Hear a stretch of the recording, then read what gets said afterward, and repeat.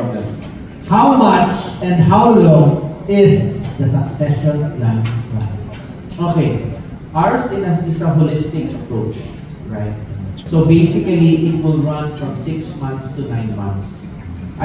This is not my forum. This is a forum of Sun Life. That's why I share the relevance of business succession planning in view of how insurance could be of value. So I didn't share really how our services really work. It's a relatively holistic process. For a family of 5, it will cost probably, at least you know the rates, 1.7 M. For 6 months to 9 months the process. But when you go to a lawyer, normally ano yan eh, bawat conversation patak yung metro. 20 mil. Bawat meeting, charge. Sa amin, kung sa construction, pakyaw ko eh. So you're engaged with us with the project. So until we get the output, I can meet you anytime, everywhere, so many times, as long as we get the project done. Kasi pakyaw. That's the easiest I could give an image of how our consultancy work. Yung ibang consultants, it's always, every time you meet, they charge you, they bill you. Ours is, we bill you one time, we give you a specific output, and then that's the rate. And that's why I get calls like 11 p.m. from founders. Pinagalitan ako ng dad ko. Hindi ko naman pwede sabihin na, o sige ha, ibibili kita bukas. Umiiyak yan, ibibili kita.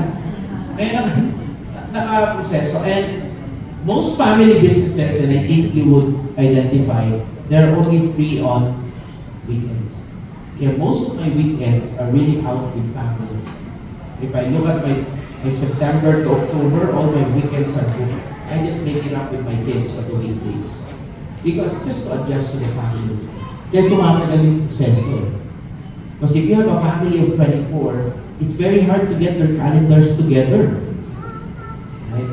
So yeah, 6 to 9 months on a good day. Bakit on a good day?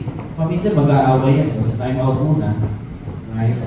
So, example, we have a family business because of the process. 2 of them are very strong characters, 2 congressmen some time back. Because inaway nila yung nanay nila because of the process, time out kami. Time out kami for 1.5 years. But eventually we finished it. And we didn't charge anything. Because it's a pakyaw yun eh. Because we understand the process of family. Family business is always gonna be emotional.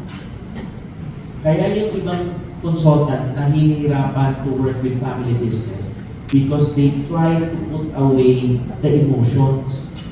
Na walang emotion dito, ano lang to, very transactional. You're gonna be blindsided if you think like that. Yeah. The father will always look at his sons as sons.